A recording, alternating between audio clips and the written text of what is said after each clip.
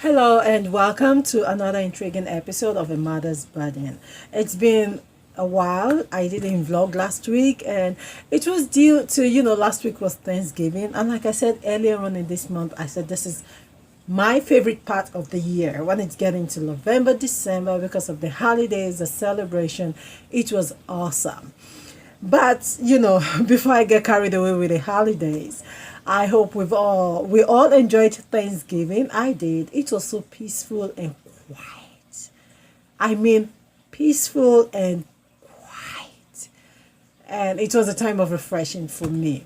And then I remember that before we went on my 1 week break and the Thanksgiving vacation or holiday, I was talking about building self-confidence in our children. And I remember I talked about, praising them and showing affection to our children. And I also mentioned briefly giving showers.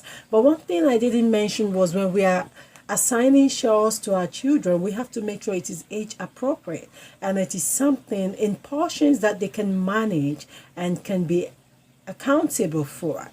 And another thing I quickly want to say is do not compare your children. If you want to build self-confidence in your children, make your daughter or your son realize that I am not comparing you, because I've come to realize that children are different. They have their own personality, they have their own talents and gift.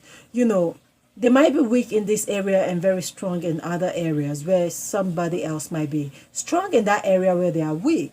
So you cannot compare children. Don't say, oh, if it was your brother or if it was your sister or your brother wouldn't do it this way. You have to understand where the child is and meet the child where the child is and walk along with the child. By doing that, you are instilling in that child that, look, I believe in you. I know you can do it. Another thing I want to mention is we should stop being sarcastic. Stop being sarcastic with your children. You don't have to be sarcastic with them. It doesn't make any point if you're being sarcastic, which I am guilty of that because sometimes I am so sarcastic. But we don't have to be sarcastic because I've come to realize that sarcasm belittles them.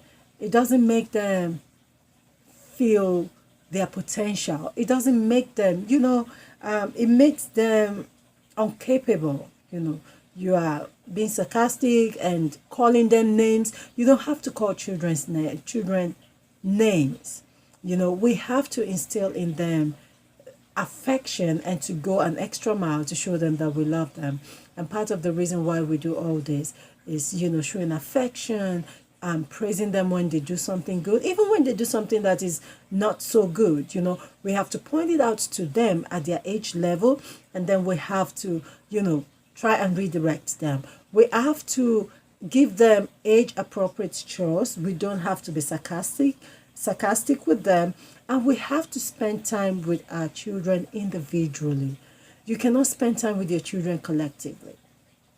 Now, there might be collective time where all the family gather together, but you should be able to spend time with your child, with each of your children, one at a time. You don't want to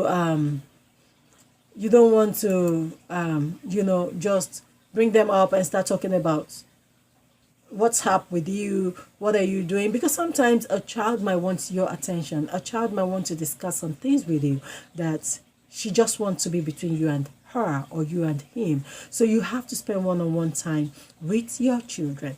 And I might not have given you, said everything, but I'm sure that with these very few vital points, we will be able, it's a work in progress, as I always say, but we will be able to assist them to build high self-esteem and self-confidence in themselves. Now, that said and done, just this morning, I was driving to work, and I received a WhatsApp message. I have to print it out. It's so funny, and I told myself I'm gonna have to do a litmus test on this, and it's why the topic was why God made moms. And just to say this, I quickly want to put this out there.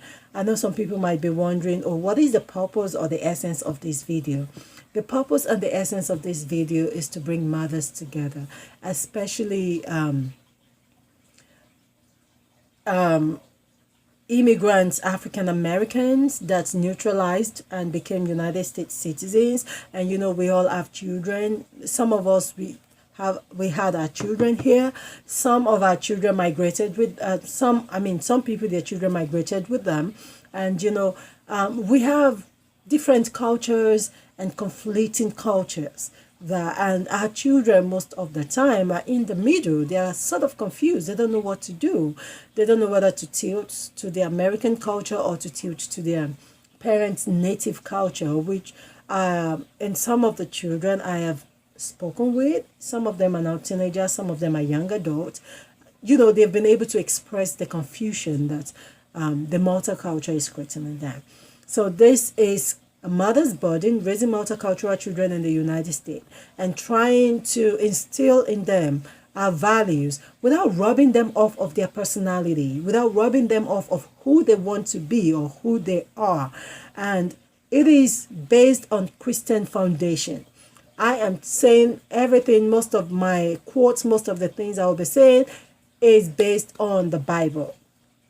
I am open to criticism. I am open to other ideas. You don't have to believe what I believe, but it's based on my belief. And as a child of God, as a kingdom citizen, everything we do is based on that, on our kingdom principles and authority. So, because some people might be wondering, what is this for? We don't understand it. So that's why I just put that out there. Okay, now that's done. I am going back to why God created moms. It's so funny. I read it. I had to print it out. And answers given by 3 to 5 year old school children to the following question. Now, I might not go into details, but if we can, ask our children or our daughters or our sons this question, and then we can talk about it maybe next week or some weeks' time. Because next week I was thinking actually of talking on why we as parents transfer aggression on our children. But this is so interesting. It is really interesting. I have to share it out there. It's so funny. The first question is, why did God make mothers? The second question is, why did God and they gave different answers. The children gave different answers. And the second one is, why did God give you your mother and not some other mom? And the third one is, what kind of a little girl was your mom? So that is, for every one of us that has not really been doing our homework, discussing our growing up days with our children. And the next question is, who is the boss at the house? Is it the father? Is it the mother? And if it's the mom, why do the children think it's the mom? The children gave their answers here. And honestly, I'll try and share that next week. What is the difference between moms and dad? That is so like, really?